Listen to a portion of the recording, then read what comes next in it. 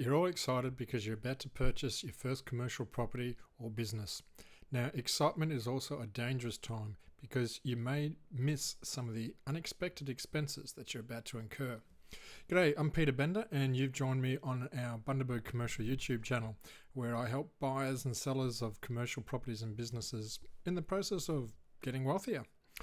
Okay, so with buying a commercial property or a business, there are some expenses outside of the sale price of the item that you're going to buy. And we're going to have a look at 5 particular categories. Now, the first one that you're looking at is in particular with buying a business. It's regarding having to pay bond. Now, nowadays, what is quite common is if you buy a purchase a business and you're going to take the rent, you may have already forecast to have your rent, but you'll also need to put in generally 3 months worth of bond. And that can get a lot of people by surprise because it's some significant, thousands of dollars depending on how you go. And it doesn't matter if you've prepared for your purchase with cash or if you've prepared it with finance. You need to make sure that you don't spend all your dough on the purchase. Make sure you've got money set aside for these unexpected expenses and even just rainy day items. Another one that gets people by surprise, particularly if you're buying a commercial property, is what I call the skeletons in the cupboard. You've done your inspections, you've had an inspector go through it, your tenant's been happy telling you everything, you think you've got a nice secure building, and then it rains or something and they say, I forgot to tell you, but there's a rainy spot on the top of the roof which you need to repair. Those are the skeletons in the cupboard, the things you don't know about, as I say, and you will probably need to have a little bit of money aside to cover that, because a tenant is a valuable asset, so you don't want them being in a situation where they may have goods being damaged because you've got rain.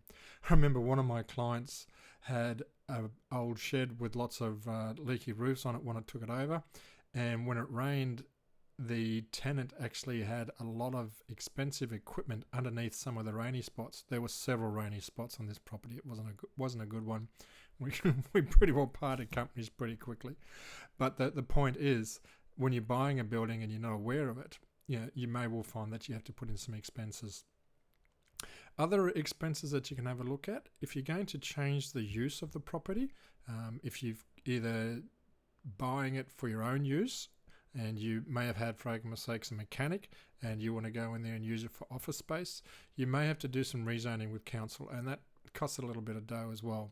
Also, if you're changing tenants, you may find that your land use is different, and that may require some council changes.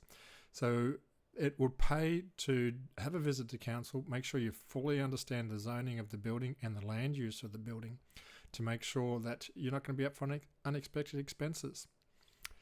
Government is one of the big ones that will surprise you in a negative way in regards to buying purchases. It seems sometimes that the more you make, the more that they want, and they generally don't provide a lot of service for it. So things like land tax is something that you may have to factor in.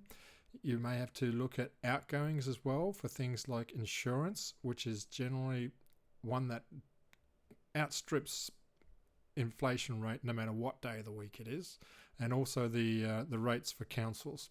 So when you have your settlement, quite often for rates you'll have to pay pro rata. So if you've got 6 months worth of rates paid already by the previous owner, you have to reimburse them for that period, and that can be an additional expense, as well as remember to make sure you have funds set aside for your legals.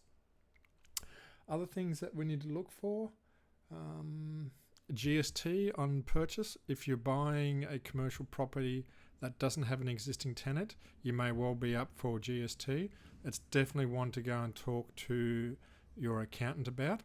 What you may be able to do, and is quite an accepted practice, is if you're buying a commercial property, have an existing lease in place between the current owner and their legal entity that owns the property. Even if it's just a couple of months by months, the tax office seems to be comfortable with it being a going concern. But once again, this isn't financial advice and it's not legal advice. Go and talk to the legals and your accountancy friends to have a look at that. But GST, if you're paying $250,000 or $500,000 for a property, that's 25 grand, 50 grand. That's another reason why I say don't spend all your money at the purchase stage. Make sure you've got plenty for those unexpected expenses. Having a look, yeah, that's pretty well it. There's, that would be the big five. Have a look at, upgrades and repairs, rents, bonds. You may also have things like supplier bonds. If you're buying a business and it's got stock involved, stock evaluation is another surprise that you may have. Make sure you have that cleared out and understood before your contract date, so you know how much money you have to put forward for that.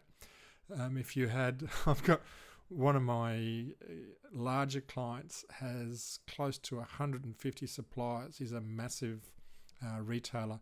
And when we sold his business, it took almost 6 weeks for the new owner just to be on the phone, ringing up every individual supplier, setting up accounts. And a lot of them wanted a bond, usually the equivalent of 1 or 2 months worth of supply, just as a security because they don't know who they were. So these are hidden extras that you need to be aware of. Council rezonings, insurance rates, other outgoings. So, like I said, it doesn't matter if it's cash, doesn't matter if it's finance. Try hard to make sure you don't spend all your money on the purchase price. Make sure you have enough left over for a rainy day and those skeletons in the closet. If you have that organised, you should be all right and enjoy your property. All right, till next week. Nice short one this week. Take care and God bless.